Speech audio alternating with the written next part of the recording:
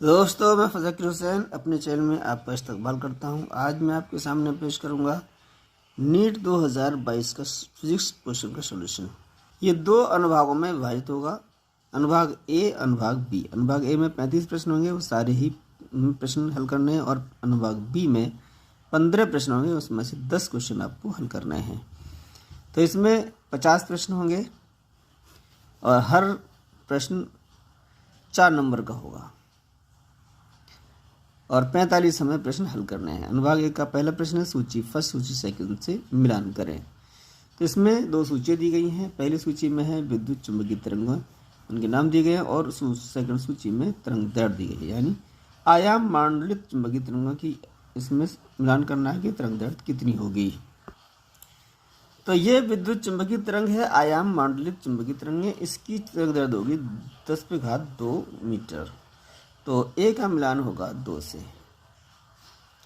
सूक्ष्म तरंगों की जो तरंग दैर्ध्य होगी वो होगी 10⁻² मीटर, और वृत्त तरंगें 10⁻4 मीटर, और एक्स किरणों की जो तरंग दैर्ध्य होगी 10⁻10 मीटर। तो ये मिलान हो गया है। तो हमें आगे आंसर देना है। नीचे दिए गए विकल्पों में से सही उत्तर को चुनिए। तो इसमें सही उत्तर कौन सा है? ए 2, बी के सामने 3, सी 4 और डी फर्स्ट, और तो बी विकल्प इसका सही है। दूसरा प्रश्न है 1 मीटर भुजा एवं 1 ओम प्रतिरोध वाला एक वर्गाकार घेरा 0.5 टेस्ला वाले चुंबकीय क्षेत्र में रखा है। यदि घेरे का तल चुंबकीय क्षेत्र की दिशा के लंबवत है तो घेरे से गुजरने वाले चुंबकीय फ्लक्स का मान ज्ञात कीजिए।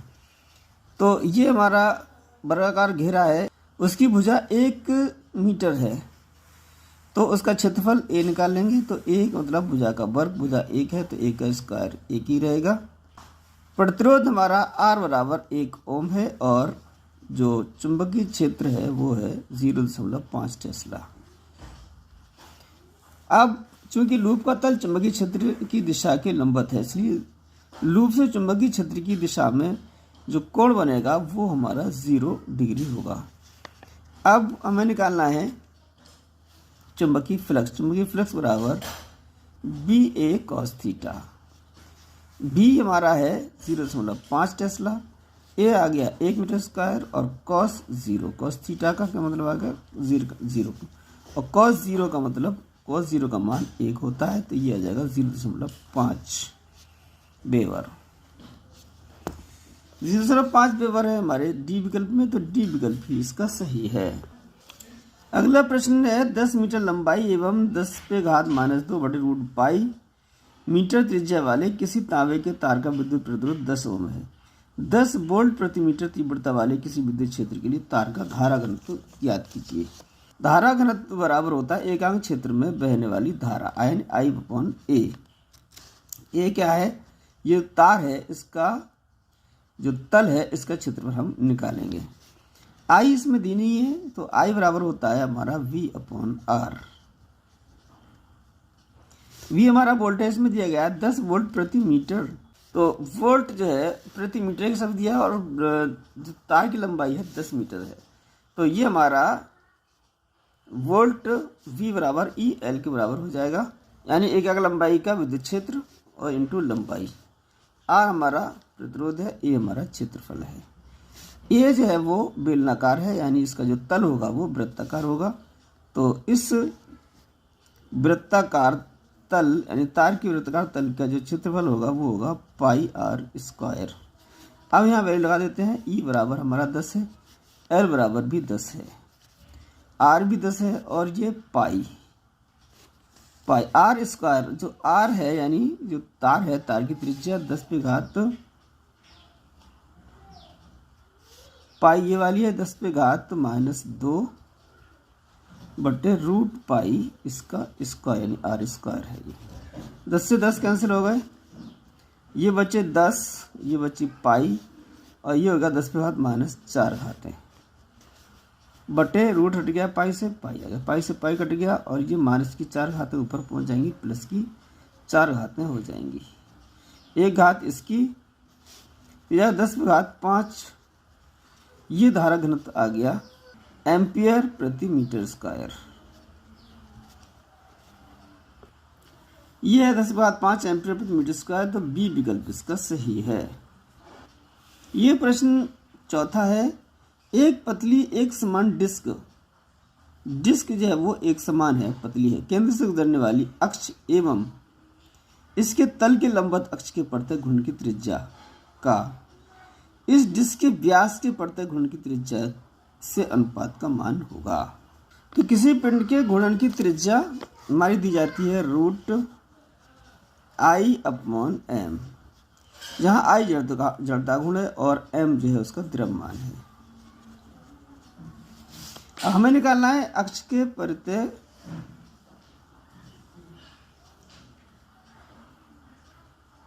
केंद्र से गुजरने वाली अक्ष के इसके तल,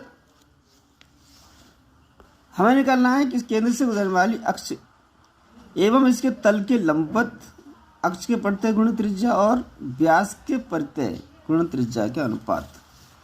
तो हम अगर K1 K2 ले लें तो ये हो जाएगी हमारी m, जो हमारा क्या है कांस्टेंट हो जाएगा I1/I2, जहाँ हमारा I1 होगा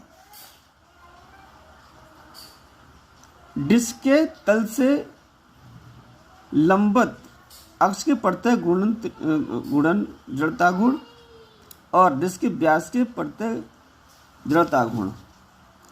तो जड़ता गुण निकालेंगे हम, जड़ता गुण I1 होगा हमारा mr²/2, ये अक्ष के प्रत्यय है, और I2 बराबर होगा mr²/4, यानी व्यास के प्रत्यय, डिस्क के व्यास के प्रत्यय जड़ता गुण।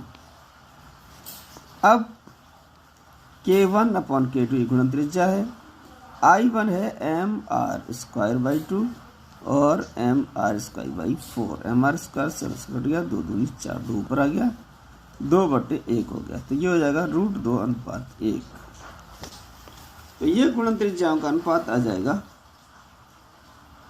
√2/1। तो डी विकल्प इसका सही है। पांचवा प्रश्न है बल की विद्युत रेखा एवं समविभवी तल के बीच का कोण कितना होगा। तो किसी आवेशित कण Q को समविभव पृष्ठ पर किन्हीं दो बिंदुओं के बीच स्थानांतरण के लिए यह कार्य 0 होता है, इसलिए बल की विद्युत रेखाओं एवं समविभवी तल के बीच का कोण जो होगा वो 90 डिग्री होगा। तो ए विकल्प इसका सही है। समतलीय कोण एवं घन कोण में होता है। समतलीय कोण एवं घन कोण में मात्रक तो होता है लेकिन विमा नहीं होती। तो मात्रक होता है लेकिन विमा नहीं होती, तो सी विकल्प इसका सही है। अगले प्रश्न में एक समान कोणीय त्वरण से घूम रही किसी फिरकी की कोणीय चाल 16 सेकंड में 1200 आरपीएम यानी घूर्णन प्रति मिनट से 3120 आरपीएम यानी घूर्णन प्रति मिनट हो जाती है। कोणीय त्वरण का मान रेडियन पर सेकंड स्क्वायर में है। तो कोणीय चाल दी गई है हमारी 1200 आरपीएम यानी घूर्णन प्रति मिनट, और आंसर में निकालना है रेडियन पर सेकंड में। तो इसको रेडियन में बदलने के लिए एक चक्कर में कितना होगा हमारा रेडियन 2 पाई। तो इसको रेडियन में बदलने के लिए 2 पाई का हम गुणा कर देते हैं, 2 पाई गुणा 1200। अब ये हो जाएगा रेडियन पर मिनट। अब ये रेडियन पर मिनट आएगा, हम रेडियन पर मिनट की जगह रेडियन पर सेकंड निकालना चाहते हैं तो 60 का भाग और दे देंगे इसमें। तो ये आ जाएगा 0 और 2 6 दूनी 12 20 दूनी 40 40 पाई। तो ये 40 पाई होगा रेडियन पर सेकंड। ये हमारा प्रारंभिक कोणीय चाल होगी। इसको हम ω1 मान लेते हैं और 16 सेकंड में इतनी हो जाती है यानी अंतिम कोणीय चाल। तो ω2 मान लेते हैं। तो ये हो जाएगी हमारी 3120 है। ये है घूर्णन पर मिनट। इसको रेडियन बदलने के लिए 2 पाई का गुणा कर देंगे और पर सेकंड बदलने के लिए 60 का भाग दे देंगे। तो ये आ जाएगी रेडियन पर सेकंड। तो इसमें 6 से डिवाइड कर दें इसको, ये आएगा 6 पंजे 30 6 दूनी 12, ये आएगा 104 पाई रेडियन पर सेकंड। अब हमारा कोणीय वेग आ गया है प्रारंभिक और अंतिम। टाइम दिया गया है 16 सेकंड। तो हमें अल्फा निकालना है। अल्फा अगर कोणीय त्वरण है, अल्फा कोणीय त्वरण है तो गति के नियम के अनुसार ओमेगा 2 बराबर आ जाएगा ओमेगा 1 प्लस अल्फा टी। इसको हमें अल्फा निकालना है तो अल्फा टी बराबर ओमेगा माइनस में आ जाएगा omega 2 minus omega 1 upon T. Omega 2 है 104 पाई और ओमेगा 1 है 40 पाई और टी है हमारा 16। तो ये बच गया हमारे 64/16 पाई। 16 चौक 64 ये 4 पाई, ये आ गया हमारा कोणीय त्वरण। कोणीय त्वरण है हमारा 4 पाई। 4 पाई है डी विकल्प में, तो डी विकल्प ही इसका सही है। 100 ओम और 200 ओम प्रतिरोध वाले दो प्रतिरोध किसी विद्युत परिपथ में पार्श्व क्रम में जुड़े हुए हैं। नियत समय में 200 ओम और 200 ओम के बीच जो उत्पन्न ऊष्मा होगी उसका अनुपात कितना होगा। नियत समय में उत्पन्न ऊष्मा जो होगी वो H1/H2, ये H होती है हमारी V²T/R। यहाँ पर 2 है तो यहाँ पर R1B²T/R2 नियत समय नियत है और पार्श्व क्रम में जुड़े हुए हैं। अब प्रतिरोध तो V भी हमारा कैसा हुआ समान होगा, तो ये आ जाएगी R2/R1। तो R2 हमारा 200 है, R1 100 है, 0 0 कट गया, तो ये जो अनुपात होगा उसमें होगा 2:1 होगा। तो 2:1 है डी विकल्प में, तो डी विकल्प इसका सही है। नगण्य भार 10 मीटर की लंबाई, छड़ की लंबाई है 10 मीटर, 10 किलो 20 किलो लगे हुए। ये छड़ है हमारी, ये इसकी वजन है वो नगण्य है। इस तरफ 10 किलो वजन लटका हुआ है, इस तरफ 20 किलो वजन लटका हुआ है। तो 10 किलो से कितनी दूरी पर इसका द्रव्यमान केंद्र होगा। तो द्रव्यमान केंद्र हम यहाँ मान लेते हैं, इसकी दूरी x मान लेते हैं, ये पूरी 10 है तो ये हो जाएगी 10 माइनस एक्स। द्रव्यमान केंद्र से बाएं तरफ का बलागुण और दाएं तरफ का बलागुण बराबर होगा, तो ये हो जाएगा 10x बराबर 10 माइनस एक्स इंटू 20। तो ये हो जाएगा हमारा 20x 10x और ये हो जाएगा प्लस के 20x बराबर 20 दाई 200। तो हो जाएगा 30x बराबर 200, तो x बराबर आ जाएगा 200/30, 0 0 कट गया, ये आ जाएगा 20/3 मीटर। ये 10 किलो वजन से 20/3 मीटर दूरी पर इसका द्रव्यमान केंद्र होगा। 20/3 डी विकल्प में है, तो डी विकल्प इसका सही है। अगले प्रश्न में नीचे दिए गए चित्रानुसार चित्र दिया जाएगा। कोई आदर्श गैस का एक समान अवस्था से आरंभ करके 4 अलग अलग प्रक्रमों से गुजरती है। रुद्धोष्म प्रक्रम, समताली और समतापीय और समांतरिक है। 1 2 3 4 से ये प्रश्न प्रदर्शित हो रहे हैं। तो रुद्धोष्म प्रक्रम जो है किससे प्रदर्शित होगा। तो रुद्धोष्म प्रक्रम में बाहर से ऊष्मा का आदान प्रदान नहीं होता है। तो ये 2 जो दिखाई दे रहा है वक्र, इससे रुद्धोष्म प्रक्रम प्रदर्शित करेगा। तो ये है 2 डी विकल्प में, तो डी विकल्प इसका सही है। 11वां प्रश्न है प्रत्यावर्ती धारा AC यानी अल्टरनेटिव करंट स्रोत का शिखर वोल्टेज बराबर होगा। तो हम जानते हैं V0 बराबर होता है √2 VRMS। तो ये शिखर वोल्टेज AC स्रोत के RMS का √2 गुना होता है। इसमें ऑप्शन देख रहे हैं कि ए ऑप्शन में दिया है AC स्रोत के RMS मान का √2 गुना, तो ये ए विकल्प इसका सही है। 12वां प्रश्न दिया है 100 किलोवाट वाले ट्रांसमीटर द्वारा आदर्श रूप से 1 घंटे में उत्सर्जित की गई ऊर्जा का मान है। तो इसमें दिया गया है 100 किलोवाट, ये हमारी ट्रांसमीटर की प्रेषक यंत्र है, इसकी शक्ति दी गई है 100 किलोवाट। इस 100 में 1000 का गुणा कर दें तो ये वाट आ जाएगा, यानी किलो खत्म हो जाएगा, तो ये आ जाएगा 10⁵ वाट। हमें निकालना है 1 घंटे में उत्सर्जित की गई ऊर्जा। तो ये है 1 सेकंड में उत्सर्जित की ऊर्जा, तो 1 घंटे में कितने सेकंड होंगे। टी बराबर आ जाएगा 1 घंटा और इसको सेकंड में बदल दें तो ये हो जाएगा 3600 सेकंड। कुल ऊर्जा बराबर आ जाएगी P × T, यानी पावर है 10⁵ और T है यानी समय है 3600। इसमें 0.1 2 3 यहाँ लगा दें तो 3.6 1 2 3 3 घात 5 3 8 हो जाएगा। तो ये आ जाएगा 3.6 जूल। ऑप्शन में देखें तो 10 किसी में नहीं है, तो ये दशमलव हटा दें तो ये 7 घातें रह जाएंगे, यानी 36 गुणा 10⁻7 जूल। तो इस मान को हम इस रूप में भी दिखा सकते हैं। तो ये 36 गुणा 10⁻7 जूल, तो सी विकल्प इसका सही है। 13वां प्रश्न है, अर्ध तरंग दृष्टिकारी के प्रयोग में यदि निवेश आवृत्ति 60 हर्ट्ज है तो आउटपुट आवृत्ति होगी।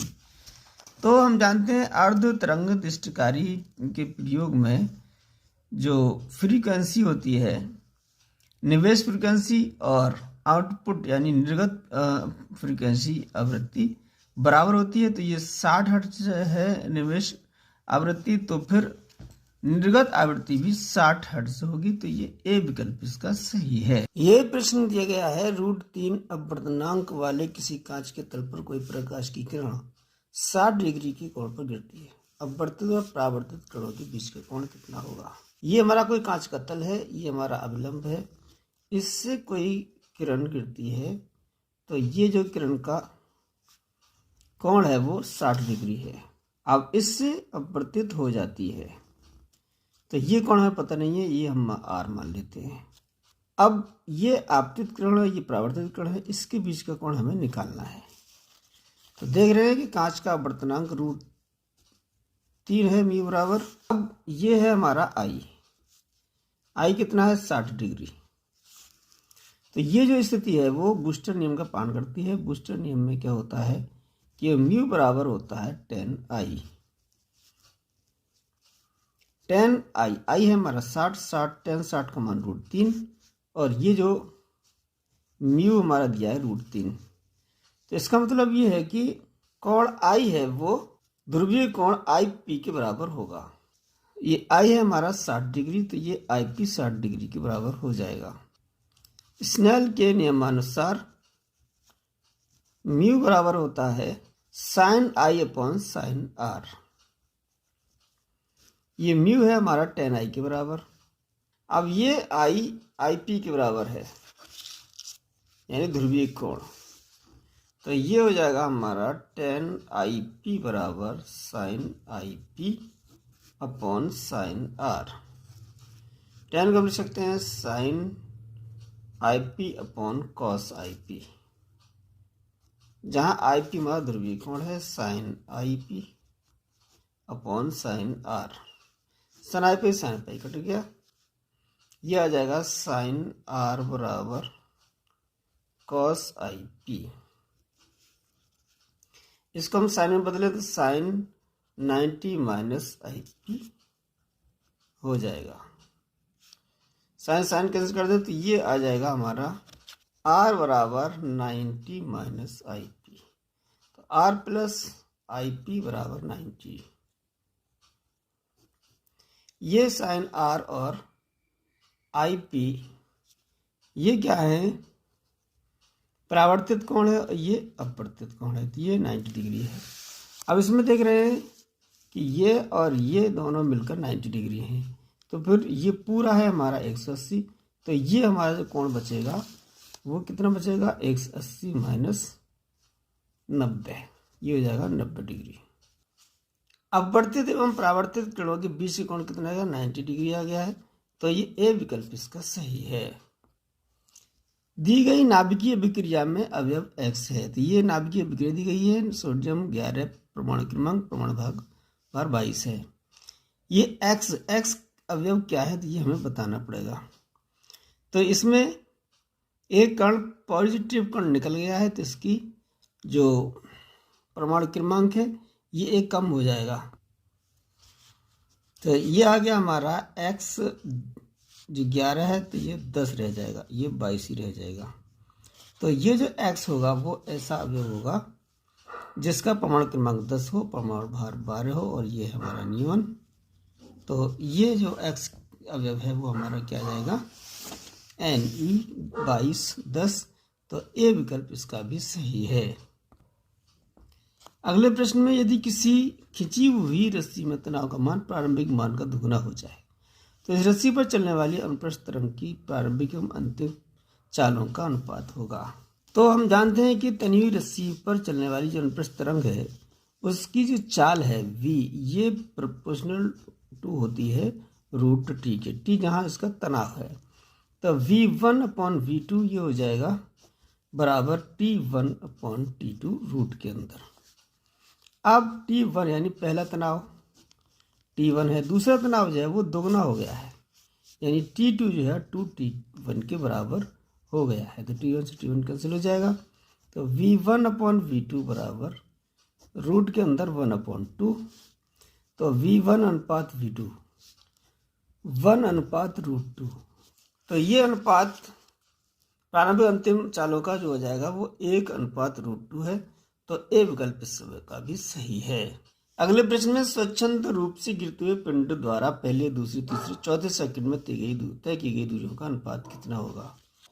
पहले, दूसरे, तीसरे या चौथे यानी nवें सेकंड में चली गई दूरी वो दी जाती है SN, यानी nवें सेकंड में, यानी पहले, दूसरे, तीसरे n का मान 1 2 3 होगा।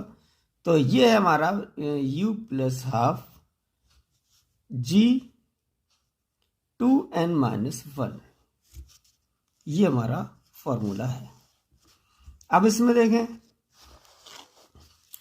स्वच्छंद रूप से चल रही यानी ब्रह्मावस्था से चल रही ऊपर से, तो u की वैल्यू आ जाएगी 0। तो SN बराबर आ जाएगा ½ g 2n-1।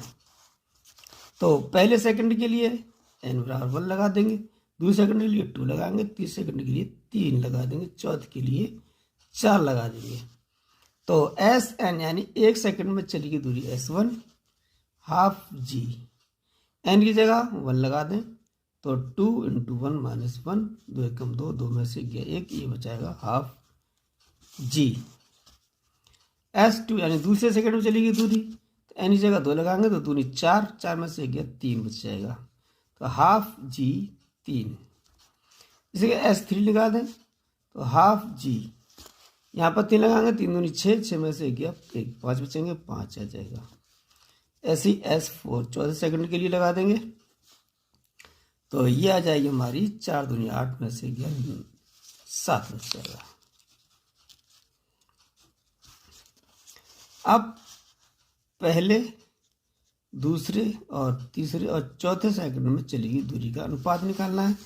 तो ये आ जाएगा हमारा 1/2 g अनुपात 1/2 g 3 अनुपात 1/2 g 5 अनुपात 1/2 g 7।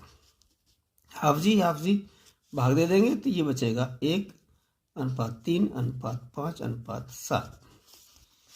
तो ये अनुपात दिया गया हमारा 1/3 5 7 अनुपात दिया पहले ऑप्शन में, तो पहला विकल्प ही इसका सही है।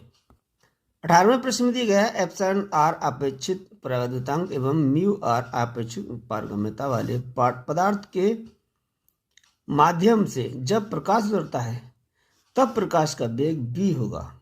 यहाँ c निर्वात में प्रकाश का वेग प्रदर्शित करता है। बी विकल्प में दिया गया है v बराबर c/√εr μr, बी विकल्प इसका सही है। ये प्रश्न 19वां है। माना हाइड्रोजन परमाणु के प्रथम एवं द्वितीय उत्तेजित अवस्थाओं में इलेक्ट्रॉन की ऊर्जा क्रमशः T1 और T2 है। परमाणु के बोहर मॉडल के अनुसार T1 T2 का अनुपात क्या होगा। हाइड्रोजन के बोहर मॉडल के अनुसार इलेक्ट्रॉन के n अक्ष पर गुणन से प्राप्त ऊर्जा को E बराबर -13.6/n² इलेक्ट्रॉन वोल्ट। यहाँ दिया गया है कि हाइड्रोजन परमाणु के प्रथम उत्तेजित अवस्था के लिए जो ऊर्जा है वो T1 है। तो यहाँ प्रथम उत्तेजित अवस्था के लिए n बराबर 2 आ जाएगा, तो इसको हम E1 मान लेते हैं। तो ये आ जाएगा -13.6, n की वैल्यू 2 आ जाएगी यहाँ पर, तो ये आ जाएगा -13.6/4।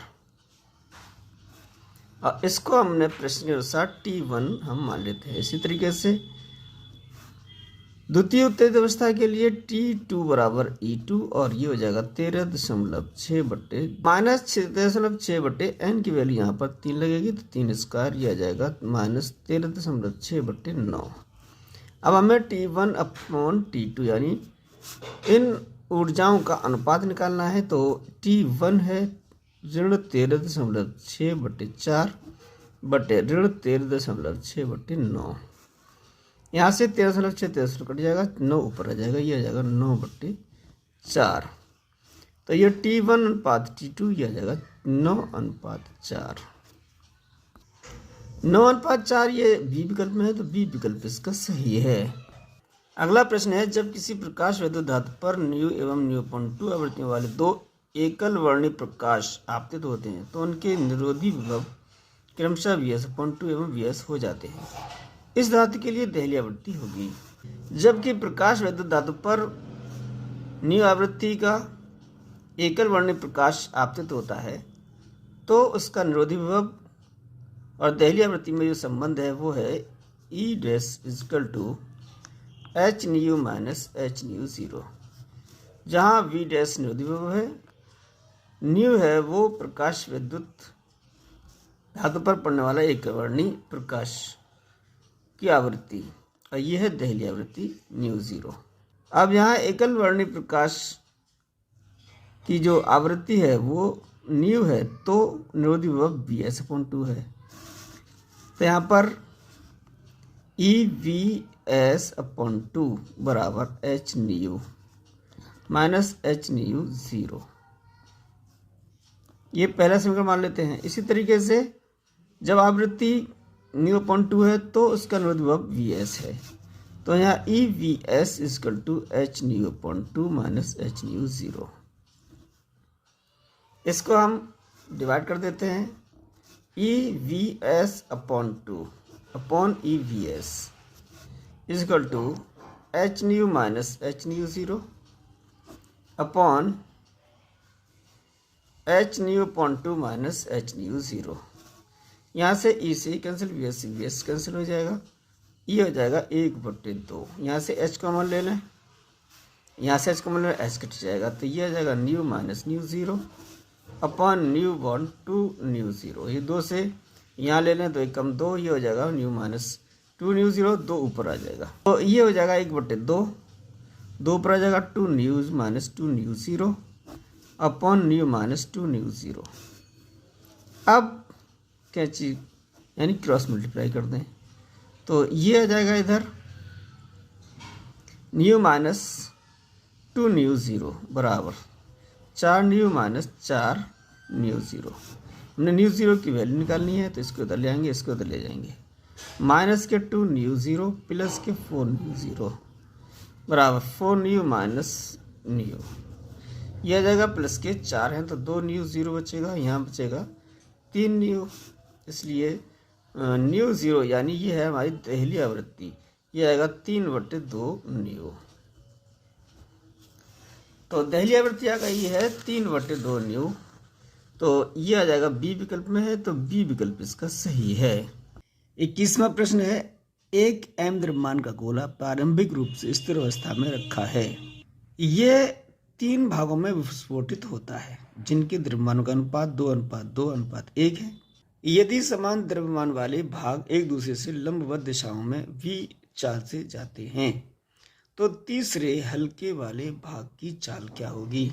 द्रव्यमानों का अनुपात 2:2:1 है, तो इसके अनुपात हम मान लेते हैं एक का द्रव्यमान m1 है और अगर अनुपात में दिए होते हैं तो उसको 2k या कोई चर राशि ले लेते हैं, तो m1 हो जाएगा अनुपात के हिसाब से 2k, m2 भी हो जाएगा 2k और तीसरा m3 है वो हो जाएगा k, यानी 2k और 1k। पहले दूसरे का v1 मान लेते हैं, v2 मान लेते हैं और v3 मान लेते हैं। v1 हमारा v है, v2 हमारा v है और v3 हम इसको v3 ही मान लेते हैं। पूरे गोले का जो द्रव्यमान है यानी 2k plus 2k plus k ये बराबर m के बराबर है, तो ये हो जाएंगे हमारे 5 के बराबर m, तो k बराबर m/5। तो k की वैल्यू m/5 आ गई है, तो यहाँ से m1 बराबर 2 m/5 m1 बराबर 2m/5, m2 2m/5 और m3 आ जाएगा m/5। जो टुकड़ा है, तीसरा जो टुकड़ा है उसका जो संवेग होगा वो बराबर होगा p1 स्क्वायर p2 स्क्वायर। पहले टुकड़े का संवेग, दूसरे टुकड़े का संवेग, दोनों का वर्ग का योग का वर्गमूल। यहाँ से रूट हटा दें तो ये स्क्वायर हो जाएगा, यहाँ स्क्वायर आ जाता है, ये हट जाएगा, तो ये आ जाएगा हमारा mv3 का स्क्वायर बराबर, यहाँ से हम ले लें p1 m कितना है 2m/5v का स्क्वायर प्लस 2m/5v का स्क्वायर, ये हो जाएंगे 2mv/5 का स्क्वायर, mv3 का स्क्वायर, स्क्वायर हटा दें तो ये आ जाएगा mv3 2 रूट में आ जाएगा, ये आ जाएगा 2mv/5 और ये जो तीसरे का द्रव्यमान है वो m/5 है।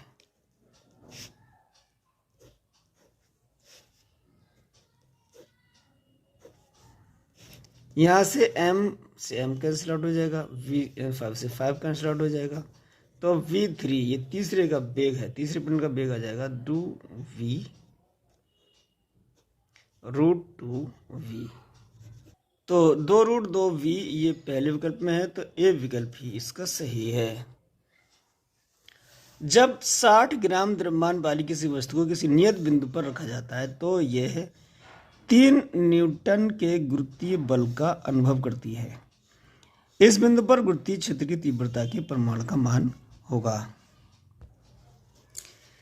द्रव्यमान m बराबर है 60 ग्राम। यहाँ हमें निकालना है गुरुत्वीय क्षेत्र की तीव्रता न्यूटन प्रति किलोग्राम में, तो इसको किलोग्राम में बदल देंगे, तो 60/1000 का भाग दे दें 0, तो ये आ जाएगा 3/50 किलोग्राम। अब गुरुत्वीय बल कितना है, F है हमारा 3 न्यूटन। अब हमें निकालना है गुरुत्वीय क्षेत्र की तीव्रता, तो F बराबर होता है mg।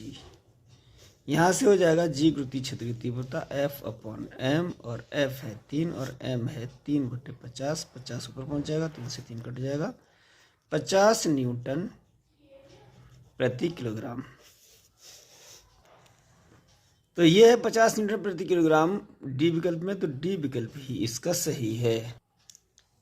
नीचे दिए 2 कथन हैं, ये कथन फर्स्ट कथन सेकंड। कथन फर्स्ट है बायो सेवर्ट का नियम केवल हमें किसी धारावाही चालक के अत्यंत सूक्ष्म धारा अवयव आईडीएल के चुंबकीय क्षेत्र की क्षमता का व्यंजक प्रदान करता है, ये कथन है वो सही है।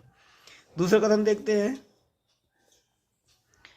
बायो सेवर्ट का नियम आवेश q के गुलाम के व्युत्क्रम वर्ग नियम के अनुरूप है, ये तो यहाँ तक सही अनुरूप है, जिसमें पहला एक अदिश स्रोत आईडीएल द्वारा उत्पन्न क्षेत्र से संबंधित है, जबकि बाद वाला सदिश q द्वारा उत्पन्न क्षेत्र से संबंधित है। तो ये जो आईडीएल दिया है ये कह रहे हैं अदिश स्रोत, ये अदिश स्रोत नहीं बल्कि सदिश है, तो कथन सेकंड है वो गलत है, कथन फर्स्ट सही है। उपरोक्त कथनों के आलोक में, यानी जो हमने कथन पढ़े हैं अभी, नीचे दिए गए विकल्पों में से सर्वाधिक उपयुक्त उत्तर चुने। तो इसमें कथन फर्स्ट जो है वो सही है, किंतु कथन सेकंड जो है वो गलत है, तो ए विकल्प इसका सही है। 24वां प्रश्न है, R1 एवं R2 त्रिज्याओं जहां R1 is more greater than R2 वाले 2 खोखले चालक गोलों पर समान आवेश है, तो विभव का मान कितना होगा। तो हम जानते हैं कि आवेश के कारण गोलों पर विभव जो होता है वो 1/4 पाई एप्सिलॉन नॉट Q/R होता है, जहां R जो है उसकी जो गोला है उसकी त्रिज्या है। 1/4 पाई एप्सिलॉन नॉट ये कांस्टेंट है, Q भी कांस्टेंट है, तो V is equal to 1/R हो जाएगा। तो यहाँ से हमें पता चल रहा है कि R जो है बढ़ेगी तो V जो है वो घटेगा, यानी जो विभव है वो R के इन्वर्सली प्रोपोर्शनल है, तो जो छोटा है उस पर अधिक विभव होगा, यानी R अगर कम है तो विभव अधिक होगा। तो इसमें ऑप्शन में दिया है छोटे गोले पर ज़्यादा विभव होगा, तो डी विकल्प ही इसका सही है। तापमान के बढ़ने के साथ विद्युत प्रतिरोध का मान। तो जैसे ही तापमान बढ़ता है तो चालकों का जो विद्युत प्रतिरोध है वो तो बढ़ता है, लेकिन अर्धचालकों के लिए विद्युत प्रतिरोध घटता है। तो ए विकल्प इसका सही है। किसी द्वितल लेंस की प्रत्येक वक्र की त्रिज्या 20 सेंटीमीटर है। यदि लेंस की पदार्थ का अपवर्तनांक 5 है तो लेंस की शक्ति कितनी होगी। तो ये कोई द्वितल लेंस है, दोनों तरफ उत्तल है। तो इस लेंस की वक्रता त्रिज्या होगी R2, इधर होगी, तो ये जो होगी R2 ये माइनस की 20 होगी, और इस वाले की जो R1 है वो इस साइड में होगी वक्रता त्रिज्या, तो वो होगी 20 प्लस में होगी। तो इसके लिए 1/f, अगर हम इसकी फोकस दूरी निकालते हैं इस द्वितल लेंस की, तो 1/f बराबर mu minus 1 into 1/R1 minus 1/R2। अब ये है 1/f बराबर म्यू है 1.5 माइनस 1 हो जाएगा, ये 1/20 माइनस 1 ये होंगे माइनस के 20, तो ये माइनस माइनस प्लस हो जाएगा, तो ये दोनों जुड़ जाएंगे, ये हो जाएगा 0.5 रह गया है, ये हो जाएगा 2/20, तो ये हो जाएगा 2/20। अब ये है हमारी 1/f, 1/f है 0.5/10, इसी को हम कह सकते हैं इसकी पावर p है। अब पावर p कब होगी, 1/f होगी तब जबकि f जो है मीटर में हो। अब अगर ये जो f आई है 1/f ये सेंटीमीटर में आई है, तो फिर p बराबर ये 1/f इंटू 100, तो 1/f आ गई 0.5/10, इसमें 10 का गुणा कर देंगे, वो 100, इसमें 100 गुणा कर देंगे, 0 से 0 कट जाएगा, 10 गुणा करेंगे तो ये जाएगा 5। तो ये 5 है क्योंकि उत्तल लेंस है इसलिए प्लस की 5 होगी, 5 डायोप्टर। तो ये जो लेंस आया इसकी शक्ति 5 डायोप्टर प्लस की होगी, तो ये प्लस 5 डायोप्टर, तो ये ए विकल्प इसका सही है। विमीय सूत्र ML T-2 A-2 संबंधित है। तो ये जो विमीय सूत्र है वो चुंबकीय पारगम्यता से संबंधित है, तो ए विकल्प इसका भी सही है। यदि कोई साबुन का बुलबुला फैलता है तो बुलबुले के अंदर का दाब का मान, प्रश्न में दिया गया है बुलबुला फैलता है, तो फैलने के लिए ये अंदर इसका प्रेशर ज़्यादा होगा, यानी दाब अंदर से ज़्यादा होगा तब ये ऊपर फैलेगा, और ऊपर का कम होगा तभी इस फैलने के लिए इसे जगह मिलेगी, वरना ये नहीं फैल पाएगा। तो जब बुलबुला साबुन का फैलता है तो बुलबुले के अंदर का दाब बढ़ता है, तो डी विकल्प इसका सही है। 1 मिलीमीटर त्रिज्या वाली किसी लंबी प्रणालिका में प्रति मिलीमीटर 100 फेरे हैं। यदि परिनालिका में 1 एम्पियर की धारा प्रवाहित होती है तो परिनालिका के केंद्र पर चुंबकीय क्षेत्र की क्षमता का मान कितना होगा। तो चुंबकीय, ये हमारी परिनालिका है, इसके केंद्र पर चुंबकीय क्षेत्र की तीव्रता निकालना है बी। तो बी हमारी होती है μ0 Ni। यहाँ n जो है फेरों की संख्या है प्रति मीटर में। यहाँ पर देख रहे हैं 1 मिलीमीटर है तो यहाँ पर 100 फेरे हैं, तो 1 मीटर में कितने फेरे होंगे। तो इसके निकालने के लिए हम प्रति मिलीमीटर है 1 मिलीमीटर, इस मिलीमीटर को बदलेंगे तो ये हो जाएगा 1 × 10⁻³ तो ये आ जाएगा प्रति मीटर। तो 10 पे घात माइनस की 3 ऊपर प्लस की 3 हो जाएंगी, तो ये 2 है और ये 3, तो ये कितना है 10 पे घात 5, तो ये आ जाएगी n बराबर 10⁵ प्रति मीटर। तो ये फेरों की संख्या प्रति मीटर आ गई है। अब आई हमारी 1 है, μ0 है 4 पाई इंटू 10⁻⁷, n हमारा आ गया 10 पे घात 5 और I है 1, 1 एम्पियर धारा बह रही है, तो 4 गुणा पाई का मान 3.1, 4 10 पे घात माइनस की 2 बचेंगे यहाँ। अब 4 से मल्टीप्लाई करेंगे, 4 चौक 16 के 6, 4 कम 4 1 5, 4 3 12, ये आ जाएगा 12.56 10 पे घात माइनस की 2 टेस्ला। तो ये है हमारा 12 गुणा 10 पे घात, ये हमारा 12.56 10 पे घात माइनस 2 टेस्ला, ये डी विकल्प में है, तो डी विकल्प ही इसका सही है। 2 गतिमान कणों का विस्थापन समय अभिलेख चित्र में प्रदर्शित x अक्ष के क्रमशः 30 डिग्री और 45 डिग्री का कोण बनाता है, उनके क्रमशः वेगों का अनुपात होगा। तो ये आगे हमारा चित्र में दिया गया है अभिरेख एक। तो ये अभिरेख है, यहाँ पर ये एक्स अक्ष है, ये वाई अक्ष है। एक्स अक्ष पर हमारा समय है, वाई अक्ष पर हमारा विस्थापन है। तो ये पहला है 30 और दूसरा है 45 डिग्री। तो इसका वेग का अनुपात निकालना है। तो इसके लिए दो हम अभिरेख बना लेते हैं। एक ये बन गया जिसका अंतर 30 है, ये यहाँ पर टी और यहाँ पर है डिस्टेंस यानी विस्थापन। अब वेग कितना हो जाएगा इसका, तो यहाँ पर अगर हम ये ले लें आधार, अगर यहाँ पर ये वाई अक्ष का दूरी ले लेते हैं, यहाँ पर ये कोई एक्स वाई है, तो ये हमारी टी हो गई, ये हमारी विस्थापन हो गया। तो वेग बराबर होता है विस्थापन बटे समय टी डी अपॉन टी। अब ये थीटा हमारा 30 डिग्री है, इसको हम अगर 30 डिग्री लें तो ये हमारा लंब हो जाएगा और ये हो जाएगा आधार, तो ये tan हो जाएगा। तो tan 30, तो tan 30 बराबर कितना होता है, तो वेग हो जाएगा हमारा tan 30 होता है 1/√3 का मान। tan 30 का मान 1/√3 होता है, तो वेग ये आ जाएगा v1। अब दूसरा अगर आरेख लेते हैं तो ये समय है, यहाँ पर 45 डिग्री है। इस तरीके से टी हमारा आधार और डी हमारा लंब हो जाएगा। तो यहाँ से ले लें टी tan 45, तो ये हो जाएगा डी अपॉन टी, ये भी हो गया। तो ये हो गया हमारा 1, ये हो गया v2। तो v1 v2 अनुपात ये आ गया 1/√3 अनुपात 1/√3 से मल्टीप्लाई कर दें तो ये जाएगा 1/√3। तो ये वेगों का अनुपात है 1/√3। बी विकल्प में है, तो बी विकल्प ही इसका सही है। ए बी सी में 3 पीएन संधि डायोड श्रेणी क्रम में जोड़े गए हैं। प्रश्न है, दिए गए प्रपथों में ए बी सी में दोनों पीएन संधियों के सिरों का विभवांतर बराबर होंगे। तो इन 3 जो पीएन संधि डायोड हैं इनमें किस किस के सिरों के विभवांतर बराबर होंगे।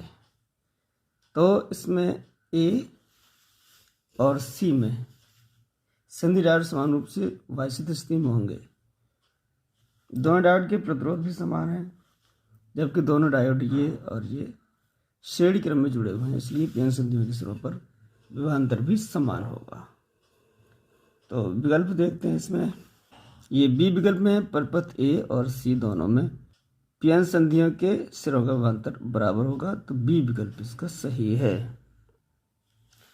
अगला प्रश्न है, यंग के द्विध्रुवी प्रयोग में जब 600 नैनोमीटर तरंगदैर्ध्य वाला एक वर्णीय प्रकाश प्रयुक्त होता है तो पर्दे के किसी विशेष भाग पर एक विद्यार्थी 8 फ्रिंजें प्राप्त करता है। यदि प्रकाश की तरंगदैर्ध्य 400 नैनोमीटर पर बदल दी जाती है तो उसके द्वारा पर्दे के उसी क्षेत्र में प्राप्त फ्रिंजों की संख्या है। तो यंग के द्विध्रुवी प्रयोग में एक वर्णीय प्रकाश की तरंगदैर्ध्य लैम्डा अगर है और प्राप्त फ्रिंजों की संख्या n है, तो इसका संबंध होता है λ1 n1 बराबर हो जाएगा λ2 n2। यहाँ से देख रहे हैं कि लैम्डा 600 है और फ्रिंजों की जो संख्या है वो 8 है, बराबर। अब हमारी जो तरंगदैर्ध्य थी एक वर्णीय प्रकाश की, तो ये हो गई अब 400। तो अब हमें फ्रिंजों की संख्या निकालनी है। तो n2 बराबर फ्रिंजों की संख्या बराबर आ जाएगी 600 गुणा 8/400। 0 से 0 कैंसिल होगा, 4 दूनी 8 और 6 दूनी 12। तो ये संख्या जो फ्रिंजों की आई है वो 12 आई है और यह बी विकल्प में, तो बी विकल्प इसका सही है। अगले प्रश्न में एक अभिरेख दिया गया है और ये है प्रश्न, उच्च श्यानता वाले द्रव के किसी लंबे स्तंभ में एक गोलाकार गेंद गिराई जाती है। समय टी के फलन के रूप में गेंद की चाल v को दिखाए अभिलेख में कौन सा वक्र निरूपित करता है। तो ये वक्र निरूपण हमें बताना है। तो उच्च श्यानता वाले एक लंबे स्तंभ में गोलाकार एक गेंद गिराई जाएगी। तो पहले तो उसका वेग बढ़ेगा और फिर कुछ देर के बाद वो नियत वेग से चलना शुरू कर देगी। तो इसमें देख रहे हैं कौन सा जो अभिरेख है वो इसको निरूपित करेगा। यहाँ देख रहे हैं बी जो अनुरेख है वो निरूपित करेगा। पहले तो ये वेग इसका बढ़ेगा और धीरे धीरे बढ़ने के बाद वो एक नियत वेग से चलना शुरू कर देगी। तो इसमें बी अब्रेक दिखाएगा डी विकल्प में, तो डी विकल्प इसका सही है। अगला प्रश्न 34वां, एक विद्युत लिफ्ट अपने अधिकतम भार 2000 किलोग्राम, और ये जो 2000 किलोग्राम है लिफ्ट और यात्री ये दोनों का है, इसके साथ 1.5 मीटर पर सेकंड की स्थिर चाल से ऊपर की तरफ जा रही है। गति का विरोध करने वाले घर्षण बल का मान 3000 न्यूटन है। तो मोटर द्वारा लिफ्ट को प्रदान की गई न्यूनतम शक्ति का मान वाट में कितना होगा। तो लिफ्ट का अधिकतम भार ये 2000 किलोग्राम है, तो ये हमारा द्रव्यमान m होगा 2000 किलोग्राम। तो इसमें नीचे की तरफ लगने वाला बल जो होगा वो mg होगा, ये हो जाएगा 2000 गुणा 10, ये हो जाएगा 20,000 किलोग्राम मीटर पर सेकंड स्क्वायर। गति का विरोध करने वाला घर्षण बल 3000 न्यूटन है, तो ये है 20,000 न्यूटन। तो लिफ्ट पर टोटल जो वजन लगेगा, बल लगेगा, वो लिफ्ट का बल कितना होगा, लिफ्ट का बल F बराबर हो जाएगा 20,000 प्लस 3,000, ये हो गया 23,000 न्यूटन। अब ये कहा जा रहा है कि उसके वेग, लिफ्ट का वेग है वो v बराबर 1.5 मीटर पर सेकंड वेग से वो चल रही, नियत वेग से। तो शक्ति का मान कितना होगा, शक्ति P बराबर F इंटू वी हो जाएगा। F है हमारा 23,000 न्यूटन और V है 1.5, तो दशमलव हटा दिया, यहाँ 0 हटा दिया, तो 1 2 0 जगह 15 दिया 45, 5 15 दिया 30 और 4 34, तो यह 34,500 वाट। यह है ए विकल्प में 34,500 वाट, तो ए विकल्प ही इसका सही है। अगले प्रश्न में किसी कण के दे ब्रॉगली तरंग दर लैम्डा के परिवर्तन एवं इसमें निहित संवेग को प्रदर्शित करने वाला आरेख है। तो दे ब्रॉगली तरंग दर वो होती है वो लैम्डा बराबर h/p होती है, जहाँ p जो है वो तरंग दैर्ध्य का संवेग है। अब ये h क्या है, कांस्टेंट है, तो lambda is proportional to 1/p। अब यहाँ से ये संबंध है हमारा लैम्डा और तरंग दैर्ध्य और संवेग में। तो यहाँ से देख रहे हैं कि अगर संवेग ज़्यादा होगा तो लैम्डा घटेगी, तो संवेग बढ़ने के साथ लैम्डा घटेगी। तो इसमें देख रहे हैं कि कौन सा आरेख जो है वो इसको संबंध को दर्शाएगा। तो इसमें p बढ़ेगी और लैम्डा घटेगी, तो ये देख रहे हैं हम बी विकल्प में जो आरेख दिया गया है वो तरंग दैर्ध्य और उसमें निहित संवेग को दर्शाएगा, तो बी विकल्प इसका सही है। तो ये थे हमारे अनुभाग ए के 35 प्रश्न। इसको हमने 4 वीडियो में डिवाइड किया है। इससे पहले 3 वीडियो बना चुके हैं हम, 1 से 10 और 11 से 20 और 21 से 30 तक। अनुभाग बी के प्रश्नों का सॉल्यूशन हम अगली वीडियो में लेकर हाजिर होंगे।